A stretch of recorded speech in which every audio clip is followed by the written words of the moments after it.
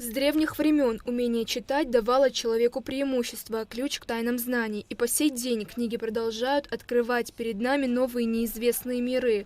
Акция «Библия Ночь» проводится в Абхазии с 2012 года. И с каждым годом желающих в этот день посетить библиотеку и окунуться в мир чтения становится все больше.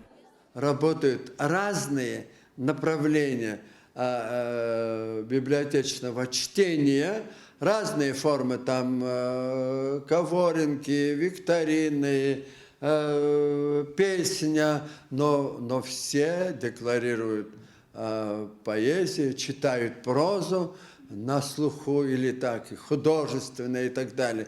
Это вот такая вот, знаете, что я вам скажу, что оно стало набирать обороты в этом плане, мы это ощущаем.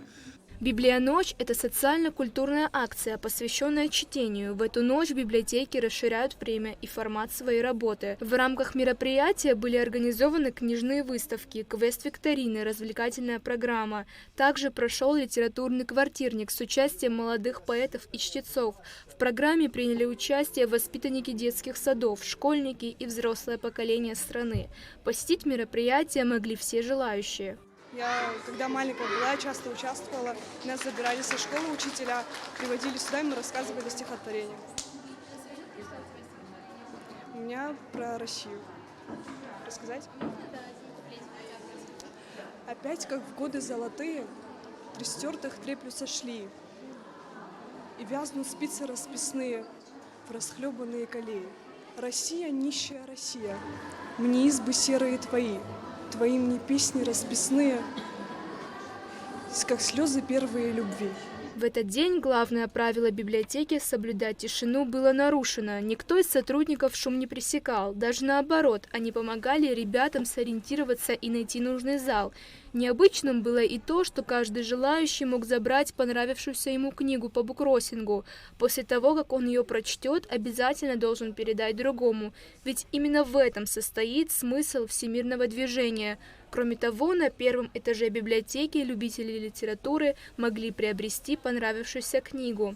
А на втором этаже царила праздничная атмосфера. Жизни и творчеству Дмитрия Гулия, со дня рождения которого прошло 150 лет, было посвящено мероприятие «Мир художественного слова». Дети дошкольного возраста исполняли песни, написанные на стихи автора. Участвуют, знаете, детские сады города Сухум, городские школы, районные школы. Приходят сюда с дедушками, с бабушками, с родителями, сами дети. И даже сегодня у нас проходит литературный творческий вечер с знаменитой дагестанской поэтессой Миясат Муслимовой. Гостей «Библия Ночи» радовали и выступления детских творческих коллективов из разных районов республики. А в одном из залов библиотеки маленькие посетители могли посмотреть мультфильмы на абхазском языке. Культура должна проявляться так или иначе, в любом виде, а в таком в первую очередь, потому что песни, музыки и танцы, они должны быть и в культуре обязательно. Это просто необходимо.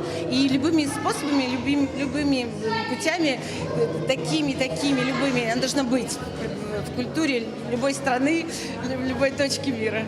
После столь масштабного культурно-творческого мероприятия никто не мог уйти без впечатлений. Чтение – это один из важнейших навыков, который помогает расширить кругозор и поддерживать беседу на достойном уровне. А для детей чтение книг – это момент, когда можно выпасть из реальности и очутиться в воображаемом мире.